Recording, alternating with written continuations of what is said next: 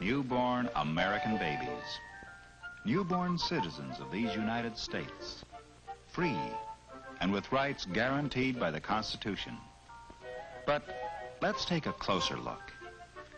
These new arrivals in a typical American town have equal legal rights. In class, they are not equal at all. Each has a social status handed on to him by his family, ascribed to him at birth. Meet Guilford Ames III, the latest addition to one of the town's upper-class families. Guilford Ames II is the wealthiest man in town. He owns a large factory. The Ames is one of the oldest families in the community, and so it represents prestige as well as wealth. This is where an Ames family has lived for the last 100 years, and this is where Guilford Ames III will live. Like most of the babies here, this one, Theodore Eastwood by name, has an ascribed status of middle class. His father is Joseph Eastwood, high school educated and a white-collar worker in the Ames factory. He has a steady, skillful job and is comfortably off, but the chances are that he will not advance much beyond his present status. The mortgage on his house is on its way to being paid, and someday it undoubtedly will be. Although young Ted Eastwood has an ascribed status of middle class, the best status he achieves during his lifetime may be higher than the one he was born with. It could be true to maybe David Benton, whose ascribed status is lower class. David's father is Michael Benton, an unskilled factory worker who has a meager education. Mr. Benton rents the upper floor of a two-family house in a rundown section of town. The ability to rise from an ascribed status to an achieved one is called vertical mobility and is particularly characteristic of the United States. There are class lines within each general group, and these vary geographically and in relation to nationality, religion, and race. Class exists in the United States as it does everywhere, and it plays a vital part in the life of every community. Let us follow the lives of these three babies and see how class affects them.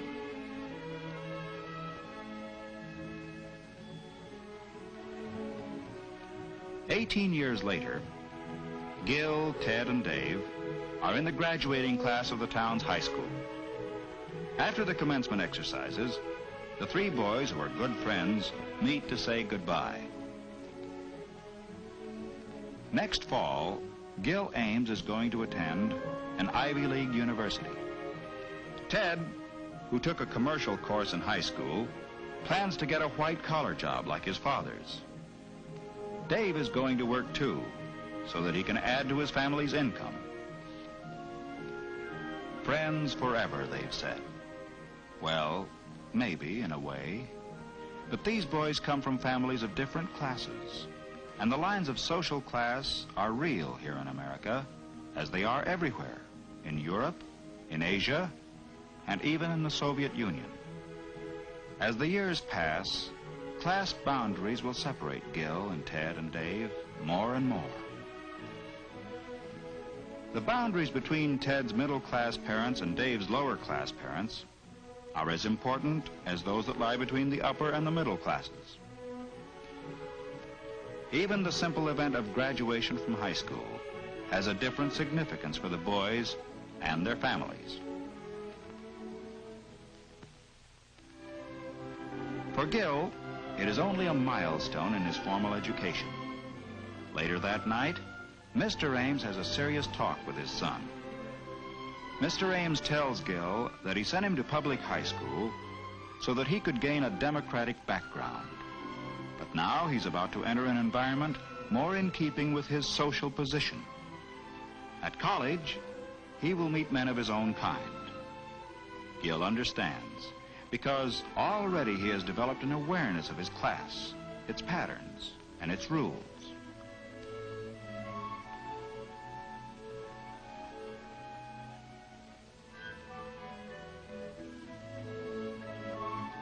In another part of town, the Eastwoods have just finished dinner, and Mr. Eastwood is talking with Ted about his plans for the future.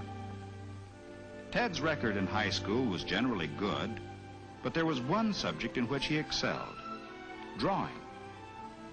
Ted would like to do something professionally in the art field, but his father discourages him. In the light of Mr. Eastwood's own experience, security lies in business and white-collar work. Ted sees his father's point of view and agrees that the commercial courses he took in high school have prepared him for office work, and so that's the kind of job he'll look for.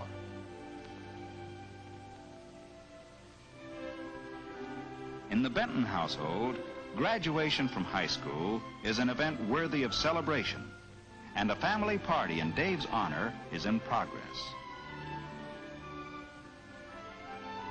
Mr. Benton proudly announces to the guests that Dave has already gone out and found himself a job. In the Benton family and among their neighbors, economic pressures are important. Dave's initiative in finding work is highly regarded by all of them, and his parents are justifiably proud.